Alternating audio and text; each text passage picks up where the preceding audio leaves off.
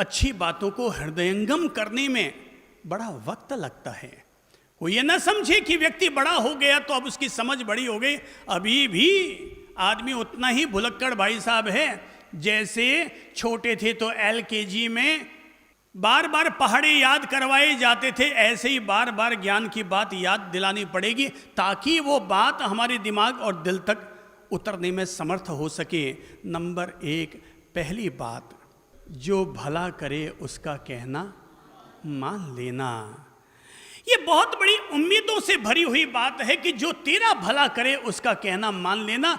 जीवन में भला करने वाले लोग मिलते ही कहाँ हैं? यहाँ स्वार्थ की दुनिया है और स्वार्थ की दुनिया में सब लोग अपना अपना काम साधना चाहते हैं। ऐसे लोग देवतुल्य होते हैं जो इस स्वार्थ के जमाने में भी कोई किसी दूसरे के काम आ जाता है बिना कोई स्वार्थ रखे, और फिर भी किसी के काम आ जाए। ऐसा तो विरले लोग ही होते हैं जो दूसरों के काम आते हों। करोगे भला तो होगा भला, और अगर हम कोई हमारे जीवन में काम आ गया कि इसने मेरा भला किया है, एहसान मंद बनो कि ये मेरे काम आया हुआ है। मैं आज भले उसकी स्थिति कमजोर हो गई तो क्या हुआ, पर ये मेरे कभी काम आया हुआ है, मैं इसका ख्याल रखूंगा। दुनिया में 2 तरह के प्रकृति के लोग होते हैं, एक होते हैं कृतज्ञ और दूसरे होते हैं कृतघ्न। एक होते हैं कृतज्ञ और दूसरे होते हैं कृतघ्न। कृतज्ञ व्यक्ति जिसने मदद की है, जो भला किया है, वो हमेशा उसके प्रति आभारी रहता है। और कृतघ्न व्यक्ति क्या किया, एहसान किया, क्या इसका फर्ज था, कर दिया तो क्या हो गया, वो उल्टा नेगेटिव सोचते हुए उसका अपमान करने के लिए उतारू होता है। देख लो, कुछ पुत्र कृतज्ञ होते हैं, वो ताज जिंदगी अपने माँ बाप को निभाते हैं, और कुछ संतानें कृतज्ञ बन जाती है सो अपने ही माँ बाप को छोड़ करके कहती है क्या किया, कोई एहसान किया, क्या हुआ। उल्टे सुल्टे नेगेटिव शब्द बोलकर उनके दिलों को और ज़्यादा अपमान देते हैं। भला करने वाले का भला कर सको तो बहुत उत्तम, जिसने भला किया अगर उनको निभा सको तो बहुत उत्तम, पर कम से कम उनका कहा मान करके तो उनको सम्मान दिया ही जा सकता है। कोई हमारे काम आए तो तुम उनके ज़रूर काम आओ, वाणी से भी काम आ जाओ तब भी काम आए कहलाओगे। कृतज्ञ मत बनो। कृतज्ञ से बड़ा कोई पापी नहीं होता है कि जिसने किसी का एहसान लिया मगर फिर भी दगा फरोस्त बन गया। याद आ रही है मुझे एक और घटना। ये घटना है उदयपुर की। अभी जब उदयपुर में चातुर्मास था तब हमारा एक घर में प्रवचन था, वहाँ जाकर के रुकना हुआ, और उस घर के मालिक का नाम है मोहन जी नागदा। दिगंबर परंपरा से जुड़े हुए हैं, लेकिन सभी ज्ञानी गुरुजनों के सत्संगों में जाते हैं और हमसे बहुत प्रेम रखते रहे हैं। तो मोहन जी नागदा के यहाँ प्रवचन कार्यक्रम था, तो कार्ड छपने थे, निमंत्रण कार्ड। तो वहाँ कार्ड के नीचे निवेदक में उन्होंने 2 नाम दिए। तो एक तो मोहन नागदा परिवार और एक और परिवार का नाम दिया, शायद वो छाजेड़ परिवार थे, तो छाजेड़ परिवार का नाम भी दिया। तो हमने ऐसे ही उनसे पूछ लिया कि आप अपने परिवार का नाम दे रहे हैं, वो तो ठीक है, ये कौन है छाजेड़, आपके ससुराल पक्ष है या क्या है? बोले नहीं, ये ससुराल पक्ष नहीं है, ये मेरा भाई है। तो हमने पूछा भाई कैसे, आप तो है नागदा, आपकी गोत्र है नागदा और उनकी गोत्र है छाजेड़। बोले हाँ साहब, फिर भी हम दोनों भाई भाई हैं। अब समझिएगा, कृतज्ञता की बात समझा रहा हूँ अब आप लोगों को। तो भाई भाई हैं। तो हमने पूछा कैसे। लगभग 10, 12, 15 लोग उस समय बैठे थे। हमारा चातुर्मास समाज के गौरव भाई श्री कालूलाल जी जैन ने वहाँ पर करवाया था, तो वो भी सब बगल में बैठे हुए थे। अब वहाँ पर जो सीक्रेट जानने को मिला वो सीक्रेट आप सब लोगों के साथ भी शेयर कर रहा हूँ। तो उन्होंने कहा कि साहब, मोहन जी नागदा ने बताया कि मैं परंपरा से दिगंबर हूँ और ये परंपरा से श्वेतांबर है, पर हम दोनों भाई भाई हैं। और बोले श्वेतांबर और दिगंबर आपकी नज़र में भली 2 परंपरा के लोग होंगे, पर हम दोनों पिछले 40 साल से एक घर में एक साथ साथ रहते हैं। हमारा रसोई भी एक है, और मेरे घर में आज सब्जी क्या बननी है इसका निर्णय मैं नहीं करता हूं, बल्कि ये छाजेड़ जी करते हैं। तो हमने सुना यार ये तो बड़े गजब की बात है, आपके घर में सब्जी क्या बनेगी उसका निर्णय भी ये करते हैं। तो बोले साहब आप जब मेरी आप बीती सुन लेंगे तो आप भी कहेंगे कि बिल्कुल सही कर रहे हो तुम। तो हमने कहा क्या हुआ? बोले साहब मैं अपनी किशोरावस्था में जब पढ़ाई करता था तो मैं पढ़ने में तेज था, और मेरा ये दोस्त छाजेड़ पढ़ने में बड़ा कमजोर था। तो मेरे पास पैसा नहीं होता था फीस जमा करवाने के लिए, तो ये अपने घर से चोरी कर कर के पैसा लाता था और मेरी फीस जमा करवा देता था। बोले भाई मैं तो पढ़ नहीं पा रहा हूं, लेकिन तू पढ़ सकता है, तेरा दिमाग बड़ा तेज चलता है, तू पढ़ाई कर ले। ऐसा करते करते मैं सीए एंट्रेंस के लिए तैयार हुआ, मैंने सीए के एग्जाम देने शुरू किए। तो मेरे पास सीए की पढ़ाई के लिए पैसे नहीं थे। तो इसको जब पता चला कि मेरे पास पैसे नहीं है पर मैं सीए पढ़ना चाहता हूं, तो इसने कहा कि एक काम कर, अभी अभी मेरी शादी हुई है और मुझे ससुराल से सोने की चैन मिली है, तो एक काम कर, ये सोने की चैन ले जा, बेच दे और सीए की पढ़ाई कर ले। तो बोले क्या बात करती हो यार, तेरे ससुराल से सोने की चैन मिली है, मैं इसे कैसे ले जाऊं? बोले तू उसकी चिंता मत कर, तू तेरे ले जा यार, तू पढ़ाई कर ले। भाई मैं नहीं पढ़ पा रहा हूं, मैं तो केवल 12वीं तक पढ़ पाया हूं, मेरा माथा नहीं चलता है, मेरे दिमाग में ये सब बातें घुसती ही नहीं है पढ़ाई की। जैसे ही इंग्लिश की बातें सुनता हूं और मेरे दिमाग में लगता है जैसे कोई भूत प्रेत नाचने शुरू हो गए हैं। तू पढ़ ले, मैं तेरी मदद करता हूं, मैं समझूंगा, मैं नहीं पढ़ पाया कोई बात नहीं, मैंने अपने दोस्त को पढ़ा दिया, मैं समझूंगा मैंने भी पढ़ाई कर ली। उसने सोने की चैन दे दी, उससे उसने पढ़ाई की। अब वो पत्नी रोज उससे पूछती है क्या बात है आपकी सोने की चैन कहाँ गई? बोले हाँ पड़ी होगी। 2-3 महीने बीत गए, बोले पड़ी होगी। बोले ऐसे क्या पड़ी होगी, आपने मजाक समझा है कि मेरे पापा ने आपको सोने की चैन दी और आपने इस तरह से इधर उधर कर दिए? बोले मिल जाएगी ना, कहाँ जाएगी, मिल जाएगी। वो बार बार अलग अलग तरीके से अपनी पत्नी को पटाने की कोशिश कर रहा है, पर एक दिन तो पत्नी जिद पर अड़ गई, कहाँ रखी है आपने? कहीं गिरवी रखी है, शराब पी के आगे, जुए में खेल के आगे, क्या किया आप, सच सच आपको बताना पड़ेगा। तो उसने कहा कि अगर तुम बुरा ना माने तो मैं सच सच बता देता हूँ। बोले ठीक है सच सच बता दे। बोले सच ये है, मेरा दोस्त सीए की पढ़ाई कर रहा है, वो बहुत गरीब है, उसके पास पैसे नहीं है पढ़ाई के लिए, मैंने ये सोने की चैन उसे दे दी।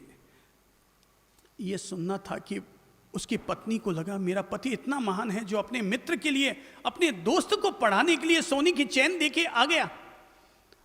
पत्नी ने बिना कुछ सोचे अपने गले में हाथ डाला और अपने गले की चैन भी खोली और कहा कि ये भी आप अपने दोस्त को ले जाकर दे दीजिए। अगर अपने द्वारा कुछ सहयोग करने से अपना दोस्त पढ़ लिख करके तैयार हो सकता है तो मैं बिना सोने की चैन की रह जाऊंगी।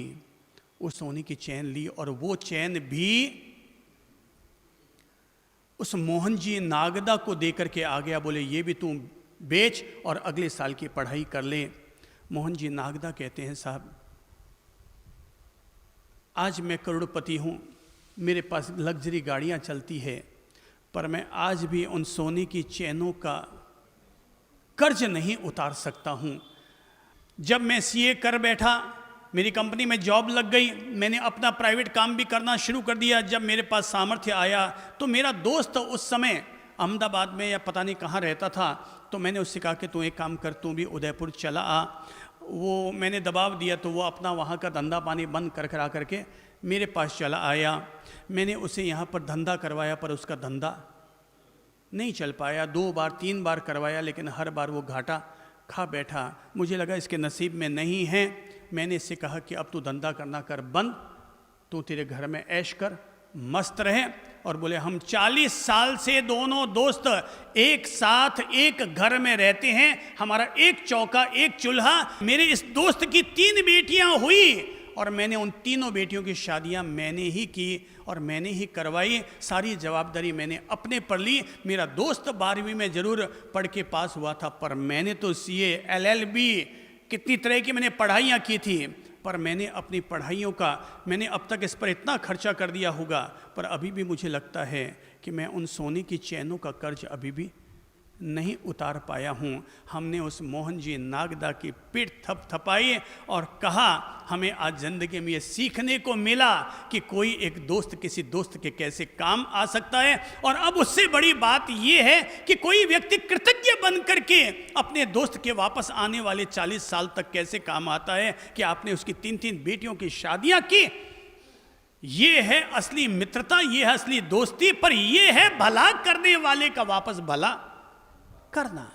ज्ञानी गुरु ने युवक को तो प्रेरणा दी थी कि बेटा जो भला करे उसका कहना कभी मत टालना, उसका कहा हुआ हमेशा मान लेना। अपन लोगों के लिए एक नसीहत है कि कोई व्यक्ति अगर हमारी जिंदगी में काम आया है, प्लीज कभी भी उसका अपमान मत करो। फिर चाहे वो काम आने वाला व्यक्ति, चाहे वो माँ हो, पिता हो, भाई हो, पत्नी हो, सगा छोटा भाई हो या साला हो, उसका कभी अपमान मत करना जो हमारे कभी काम आया हो, जिसने हमें मुसीबत से बाहर निकाला हो, जिसने हमें संकट से बाहर निकाला हो। उसके प्रति हमेशा, वो पुराने ज़माने में बादशाहों के आगे लोग यूं यूं करते थे, घनी खम्मा, या राजाओं के आगे यूं करते थे, घनी घनी खम्मा। क्यों? बोले साहब इनका दिया हुआ खाते हैं तो घनी घनी खम्मा। तो यही फॉर्मूला तो जीवन के साथ जोड़ने जैसा है। कोई मेरे काम आया है, ये मेरी ज़िंदगी भर काम आए हैं, मैं इनके हमेशा इनका सम्मान, इनकी मान मर्यादा, इनके कहे हुए का ध्यान रखूंगा। ये मेरी प्रतिज्ञा होनी ही चाहिए। ज्ञानी गुरु ने दूसरी बात क्या कही थी? दूसरा रतन क्या था? किसी का भी दिल दुखाने वाली बात मत करना। ये बात कैसे कारगर साबित हुई? अब जरा सोचो, वो युवक अगर उस दैत्य के सामने कह देता कि तेरी ये कोई पत्नी है, कंकाल है कंकाल, जैसे कि लोग बोल जाते हैं, अथारी लुगाई है, काली कुट ठिंगणी ठट, तो अब इसका परिणाम क्या हुआ? अगर हमने किसी की पत्नी को कह दिया काली कुट ढुस ठिंगणी ठुट, तो शरबत तो क्या पानी भी नहीं पिलाएगी।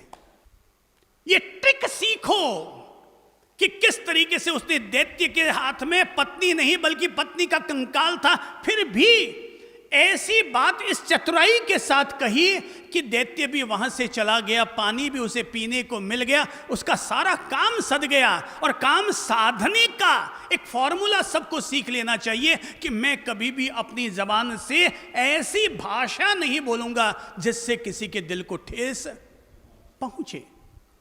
बोलना एक बहुत बड़ी कला है।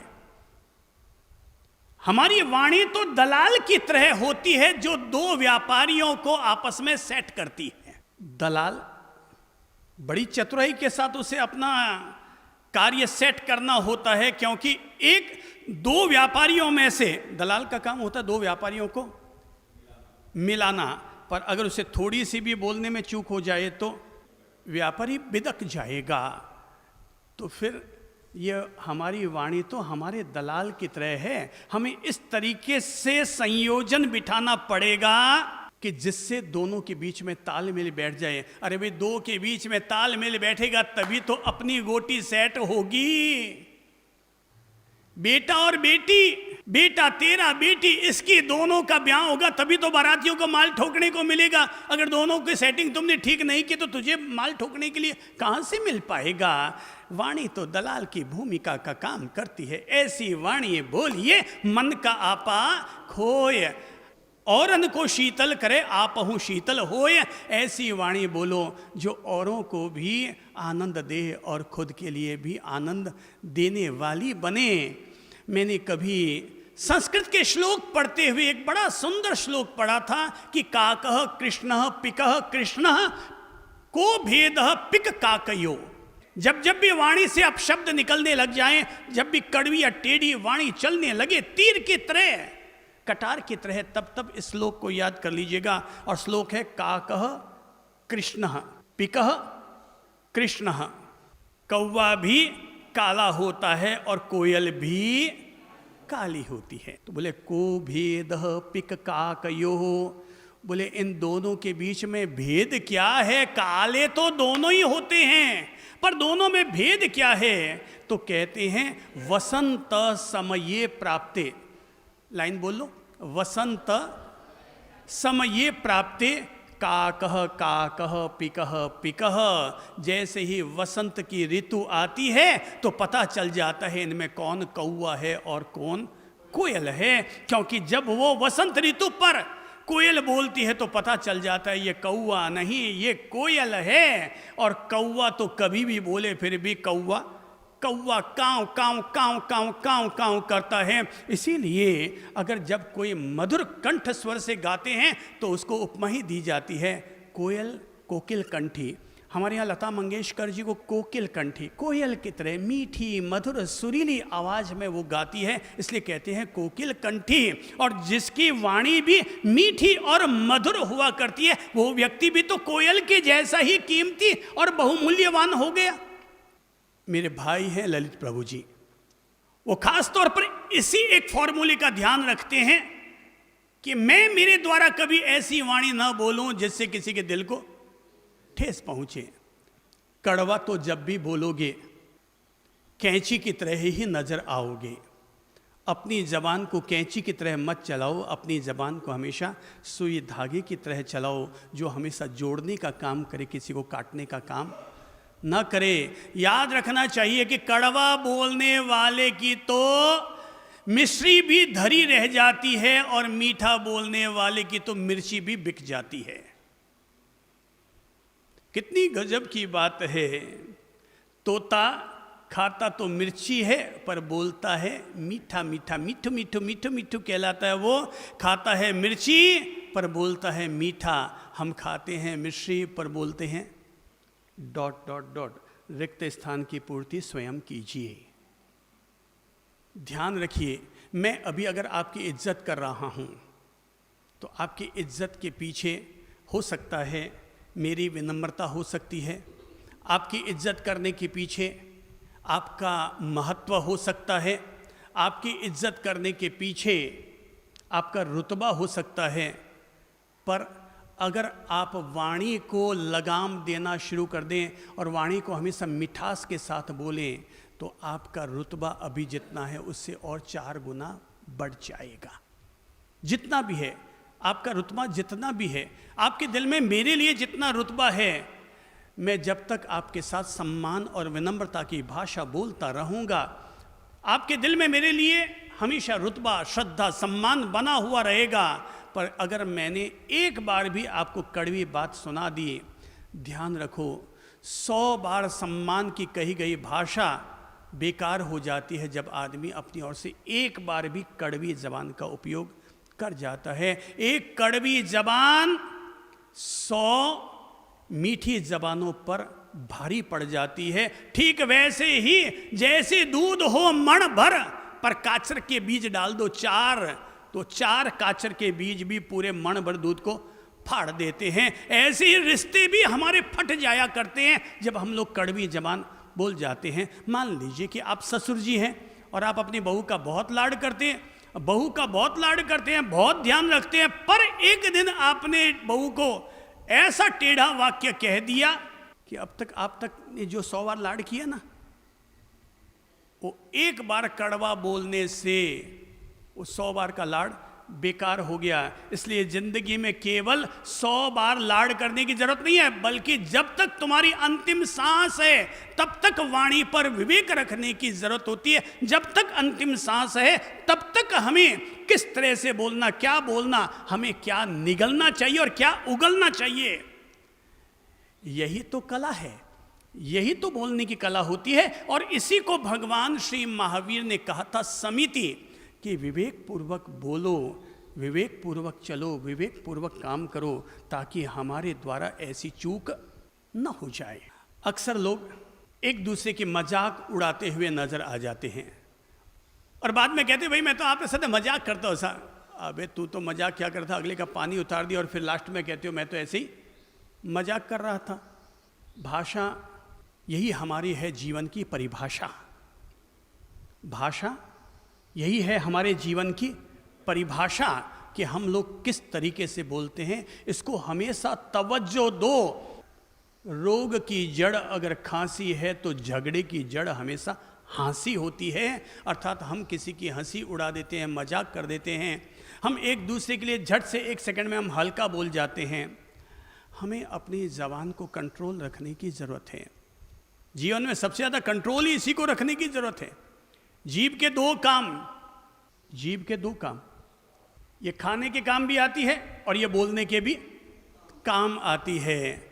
अगर बेहिसाब खाओगे तो भी हमारी हेल्थ को नुकसान पहुंचाएगी, और बेलगाम अगर बोलोगे तो ये हमारे रिश्तों को नुकसान पहुंचाएगी। ज्ञानी गुरु ने कहा था, कभी ऐसी बोली मत बोलना जो दूसरे के दिल को ठेस पहुंचाए। ये सीखने की बात है। जिसने ये रतन अपनी गांठ में बांध लिया कि मैं कभी किसी की मजाक उड़ाता हुआ, कभी किसी के साथ गाली गलौज करता हुआ, कभी किसी के साथ हल्का बोलता हुआ मैं नजर नहीं आऊँगा, पता भी चल जाए अमुक ने ऐसा कर लिया, निगल जाओ भाई। थोड़ा सा महादेव जी से ये संस्कार ले लो कि थोड़ा सा आदमी को जहर भी पीना आना चाहिए। अब कोई जहर पीने का मतलब ये तो है नहीं कि जैसा सुकरात जी को जहर पीने को मिला था प्याला भर के, वैसा तो कोई जहर पीने को मिलने वाला नहीं है। पर रोजमर्रा की जिंदगी में जो छोटे छोटे जहर के गुटके लेने पड़ते हैं वो पीने की आदत होनी चाहिए। भाई कहते हैं जो अमृत पीता है वो देव कहलाता है, जो जहर पीता है वो महादेव कहलाता है, पर जो जहर और अमृत दोनों पीता है वो पतिदेव कहलाता है। तो दोनों को उसे सेट करके चलना पड़ता है, इधर भी और उधर भी। जो सेट कर ले उसी का नाम होता है प्रज्ञाशील, प्रज्ञा पुरुष, समझदार व्यक्ति, कि उसने देखा हाँ अब यही करना उचित है। तो अड़ियल टट्टू मत बनो, अपनी बुद्धि का इस्तेमाल करो और अपना समाधान खुद ही ढूंढ के निकाल लो। हम मजाक कैसे करते हैं, जैसे कोई उदाहरण बताएगा, हम लोग एक दूसरे की मजाक कैसे उड़ा देते होंगे। कुछ बहनें हमारे पास बैठी हुई थी, तो बोले एक पत्नी ने कहा कि बाप जी मैं हमारे पति की बहुत इज्जत करूं। तो बोले क्या? बोले मैं उन्होंने खाणो खिलाए पछी मैं खाणो खाऊं। भाई ये तो बहुत अच्छी बात है,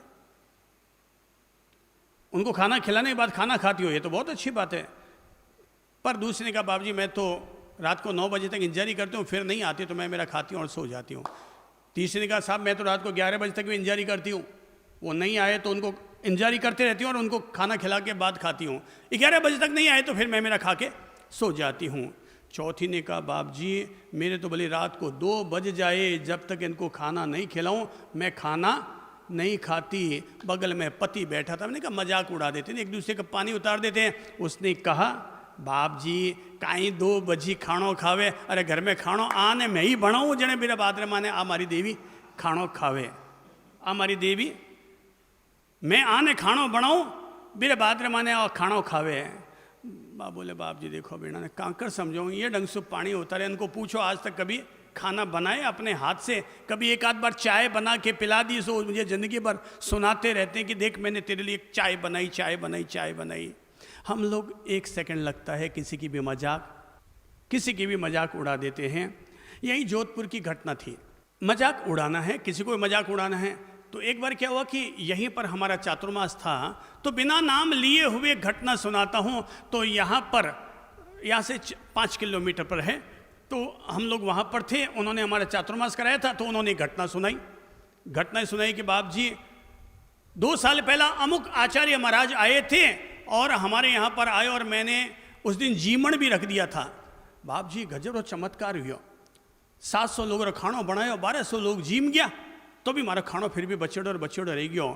तो बगल में मैंने कहा ना मजाक उड़ाना, भले आपने दोस्ती के नाम पर मजाक उड़ाया होगा, पर अगले के तो 700 लोगों का खाना खिलाया, तुमने पानी कर दिया। उसने कहा 1200 क्यों, 2000 जीम जाऊँ तो ही थारा खाणो बच जाऊँ। तो बोले क्यों? बोले खाणो ही तू एड़ो बनायो।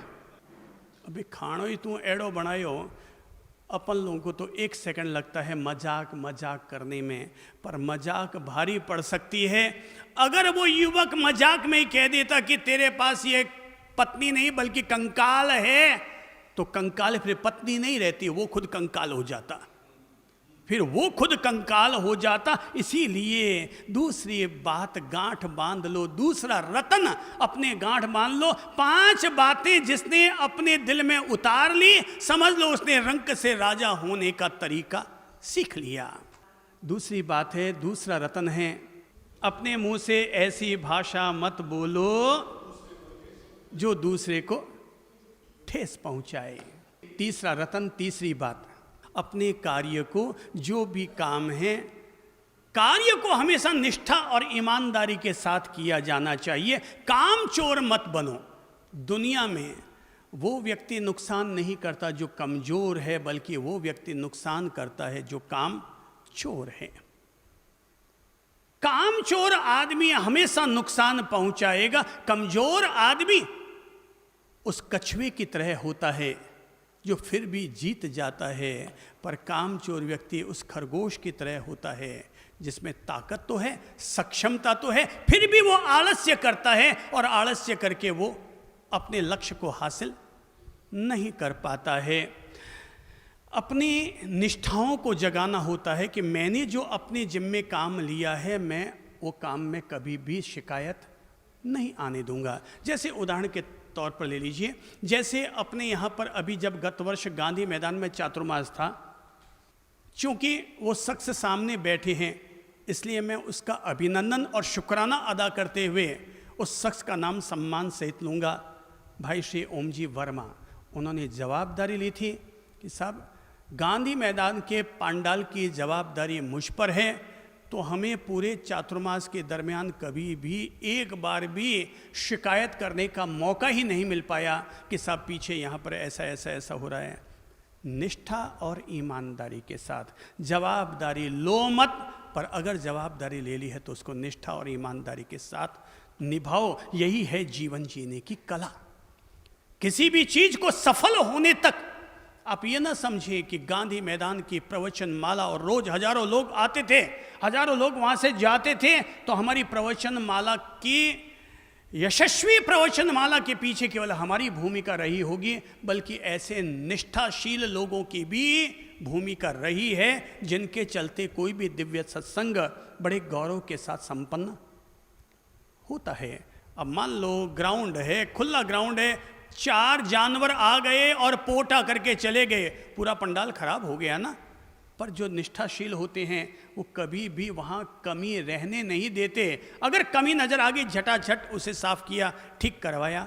भाई कार्य कोई भी क्यों ना हो, चाहे आप अपने ऑफिस में काम करो, चाहे अपने घर में एक गृहिणी का काम करो, चाहे दुकान में काम करो, चाहे समाज के ट्रस्टी बनकर काम करो, हर जगह है एक मंत्र जरूर लागू होना चाहिए, और वह है निष्ठा और ईमानदारी के साथ मैं मेरा कार्य करूंगा।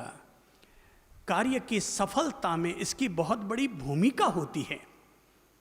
जहां पर जिस कंपनी में 10 निष्ठाशील लोग मिल जाते हैं, वो कंपनी जरूर पार लग जाती है।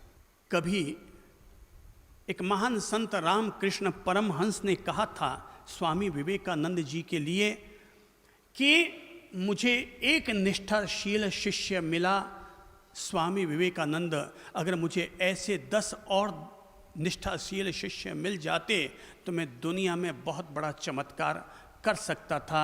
एक निष्ठाशील भी पूरे हिंदुस्तान में क्रांति ला सकता है। अगर ऐसे 10 और निष्ठाशील संत पैदा हो जाएं, स्वामी पैदा हो जाए, सोचो भारत के धर्म की दिशा क्या बनेगी। निष्ठाएं जगानी होती है, ईमान जगाना होता है। मेरी जवाबदारी दिन हो चाहे रात हो, मैं उसे पूरा किए बगैर चैन नहीं लूँगा। हाँ, व्यक्तिगत तौर पर मेरी ये प्रकृति रही है, मेरी ये आदत रही है कि मैं अपने हर कार्य को निष्ठापूर्वक करना अपना धर्म समझता हूँ और मैं मान कर चलता हूँ। मैंने कोई जवाबदारी ली है, मेरे जीवन भर का ये नियम रहा है कि मैंने जो जवाबदारी ली है वो कार्य आज का आज निपटा है। मैंने उस कार्य को पूरा किए बगैर कभी भी रात को नींद नहीं ली है, चाहे रात को 12 भी बजे हैं, पर मैंने जवाबदारी ली है। मैंने कह दिया ये आज हो जाएगा, और मान लो मुझे रात को 11 बजे याद है, अरे ये तो आज काम रह ही गया, मैं रात को 11 बजे उठ करके वो काम पूरा करने के फिर बाद सोना पसंद करूँगा। निष्ठाएं केवल ऐसा नहीं है कि परमात्मा के प्रति ही निष्ठा रखो, बल्कि अपने कार्य के प्रति भी निष्ठा रखो। कार्य के प्रति निष्ठा रखना ही कर्म योग है। ये से नाम ही योग दिया गया है। जो अपने कार्य को निष्ठापूर्वक पूरा करता है उसी का नाम कर्म योग होता है। और कर्म योग भी तो आखिर परमात्मा ने ही इस योग की प्रेरणा दी है। और कोई व्यक्ति अगर कर्म योगी बनता है तो समझो वो परमात्मा के प्रति निष्ठा रख रहा है। चौथा, अधिक योग्य बने बिना दूसरे योग्य व्यक्ति के साथ बराबरी करने का दावा नहीं करना चाहिए। ज़्यादा अपने आप को बड़ा करके मत बताओ कि मैं बड़ा। भाई जो योग्य हैं उनकी योग्यताओं का सम्मान करो, उनसे जलेसी मत रखो, उनसे ईर्ष्या मत रखो। हमारे यहाँ सबसे ज़्यादा नुकसान कोई पहुँचाता है तो ईर्ष्या रखने वाले लोग ही नुकसान पहुंचाया करते हैं। ध्यान रखो, ईर्ष्या मानसिक कैंसर की तरह होती है। ईर्ष्या क्या होती है? मानसिक कैंसर। ये दिमाग में लगने वाला कैंसर है जो आदमी को खत्म करता है। ये वो आग है जो खुद को भी जलाती है और दूसरे को भी जलाने का काम करती है। हम जले नहीं। हमारे ज्ञानी जनों ने हमें जीवन जीने की यही कला सिखाई है कि अगर कोई बढ़ रहा है तो उसको देखकर ईर्ष्या मत करो, बल्कि उससे प्रेरणा लो और प्रेरणा लेकर के तय करो कि वो बढ़ रहा है तो मैं भी बढ़ सकता हूं और मैं भी आगे बढ़ के दिखाऊंगा। पर हम लोगों को ईर्ष्या होती है कब? जैसे किसी दूसरे बच्चे के अंक मार्क्स अगर ज़्यादा आ जाए तो दूसरे बच्चों को ईर्ष्या होती है। जैसे खेल में कोई व्यक्ति गोल्ड मेडल लेकर के आता है तो हमें उसको देख करके ईर्ष्या होती है। गोल्ड मेडल एक लेकर के आया, लेकिन बाकी जितने भी रेस में दौड़े ना उन सबको अंदर में क्या हो रही है? जलेसी। ये कैसे जीत गया, इसको कैसे अब मारा जाए, इसको अब कैसे नीचे गिराया जाए। ईर्ष्यालु व्यक्ति खुद तो आगे नहीं बढ़ता सो नहीं बढ़ता, जो दूसरा बढ़ रहा है उसकी भी टांग खिंचाई करना शुरू कर देता है। इसलिए अपने आप को कभी भी कैकड़ा मत बनाओ कि जो आगे बढ़ रहा है उसकी टांग खींच के पीछे खींचो, बल्कि अपने आप को मछली बनाओ कि दूसरे जो बढ़ रहे हैं उससे और कैसे आगे बढ़ा जा सके। ये तरकीब सीखो, न कि जो आगे बढ़ रहे हैं उनकी टांग खींचो और पीछे ले आओ। कैकड़े और मछली में यही फर्क होता है। कैकड़ा क्या करता है?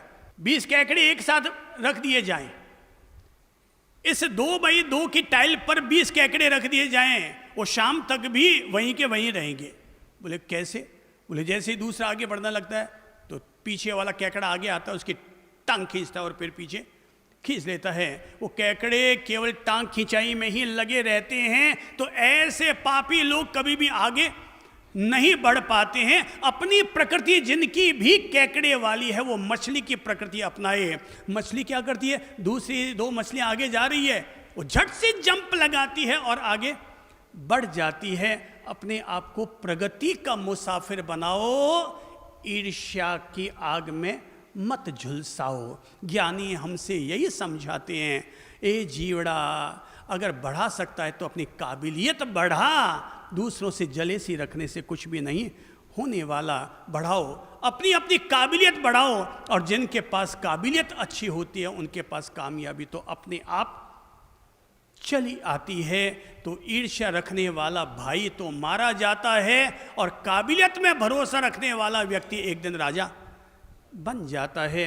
अर्थात हमेशा कुछ लोग कामयाबी का रोना रोते हैं। मैं हमेशा कहता हूँ भाई ज़िंदगी में हमेशा अपनी काबिलियत पर भरोसा रखो।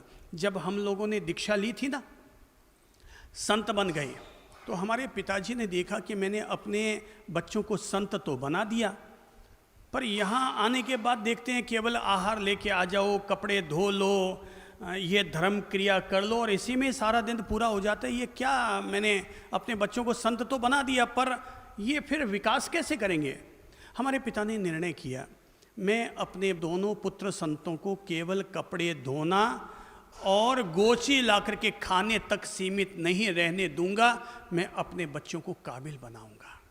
तो हमारे पिताजी महाराज वो खुद बहुत ज़्यादा पढ़े लिखे नहीं थे, तो हम लोगों को लेकर के गए बनारस, कि मैं बनारस लेकर जाता हूँ अपने दोनों पुत्र संतों को और वहाँ ले जाकर अपने बच्चों को काबिल बनाता हूँ। और हम लोगों ने 3 वर्ष तक हम वहाँ रहे और भी देश की अलग अलग यूनिवर्सिटियों में पढ़ाई की, Madras university, Allahabad university, Delhi university और भी अनेक अनेक यूनिवर्सिटियों में जाकर के पढ़ाइयाँ की होगी, पीवी रिसर्च इंस्टीट्यूट, बहुत सारी जगह पर हमने पढ़ाई की। बहुत सारे गुरुजन मिलते चले गए, डॉक्टर सागरमल जी जैन मिलते गए, पंडित विश्वनाथ जी द्विवेदी मिले, पंडित छगनलाल जी शास्त्री मिले, पता नहीं इस तरह से कितने कितने ज्ञानी गुरु हम लोगों को मिलते चले गए। पर एक बात हमने अपने जीवन के लिए फैसला कर लिया था, कामयाबी तभी मिलती है जब काबिलियत हासिल की जाती है। तुम काबिलियत अगर हासिल करते चले जाओ, कामयाबी तो अपने आप आरती उतारती चली आएगी। इसलिए हर हाल में जिसे हमने हासिल किया वो थी काबिलियत। इसलिए आज अगर हमें थोड़ी सी जो भी कामयाबी मिली है, उस कामयाबी के पीछे अगर किसी का हाथ है तो वो है अपनी काबिलियत को डेवलप करना। किस्मत कागज की तरह होती है और काबिलियत पतंग की तरह होती है। कागज तो तभी उड़ेगा आसमान में जब हवा साथ देगी, किस्मत साथ देगी। पर पतंग तो किस्मत साथ न दे तब भी अपने बलबूते आसमान तक पहुंचाई जा सकती है। सबको ये याद रखना चाहिए कि मैं अपने काबिलियत को पतंग की तरह बनाऊंगा, जो अपने बलबूते आसमान तक पहुंचाऊंगा। ये बात सच है। पतंग को भी आखिर कागज की तरह ही डस्टबिन में जाना है, पर पतंग ये साबित कर देती है डस्टबिन में पहुंचा उससे पहले मैंने अपने आप को आसमान तक पहुंचाया। यही है असली बुलंदी की बात। और अंतिम पांचवा रथ, और वो है ज्ञान की बात। जहां भी सुनने को मिले वहां से दो बात जरूर ग्रहण करनी चाहिए। ये मत देखो बोलने वाला व्यक्ति छोटी उम्र का है या बड़ी उम्र का है, बोलने वाला व्यक्ति मेरी परंपरा का है या तेरी परंपरा का है। हमें परंपरा से मतलब नहीं है, हमें उम्र से मतलब नहीं है, हमें तो ज्ञान से सरोकार है। और ज्ञान अगर बेटे से भी मिल जाए तो वो भी ज़रूर ले लो, अपनी बहू रानी से मिले तो उससे भी ज़रूर ले लो। ज्ञान की हमेशा कद्र करो। ये मत देखो कि अगले की उम्र, अगले का बाना, अगले का रूप क्या है। नॉलेज इज वर्च्यू, नॉलेज सबसे बड़ा सद्गुण है। नॉलेज इज लाइट, ज्ञान सबसे बड़ा प्रकाश है। नॉलेज इज मनी, ज्ञान सर्वोत्तम धन है। यहाँ अगर अंधकार है, इस अंधकार में हीरे ला कर रखो, चांदी ला करके रखो, सोना ला करके रखो, पर फिर भी उजाला नहीं किया जा सकता। पर एक दीपक लाकर रख दो तो उजाला ही उजाला हो जाएगा। ज्ञान हमारे लिए प्रकाश है। हमेशा ज्ञान के संपर्क में रहो। पैसे के संपर्क में रहो या ना रहो, पर ज्ञान के संपर्क में, ज्ञानी जनों के संपर्क में हमेशा रहो। जो ज्ञान के संपर्क में रहता है वो कभी भी अंधकार में नहीं भटकता, भव चक्र में नहीं उलझता। तो आज ये हमने 5 बातें गांठ के रूप में, रतन के रूप में अपने जीवन के साथ ग्रहण कर ली है। वापस ले लो, 5 बातें समेट लो अपने दिल और दिमाग में। 5 बातें। नंबर 1, पहली बात, सब बोलिए, जो भला करे उसका कहा मान लेना। नंबर 1 सब बोलो, पहली बात, जो भला करे उसका कहा मान लेना। नंबर 2, कभी भी ऐसी भाषा मत बोलना जो किसी के दिल को ठेस पहुंचाए। तीसरी बात, अपना कार्य निष्ठा और ईमानदारी के साथ करो। चौथी बात, अधिक योग्य बने बिना किसी दूसरे अधिक योग्य की बराबरी करने का दावा मत करो। अंतिम 5वीं बात, ज्ञान की बातें जहाँ से भी मिले उनको ज़रूर लेते रहो। ये 5 बातें, कभी किसी और को भी इसने रंक से राजा बनाया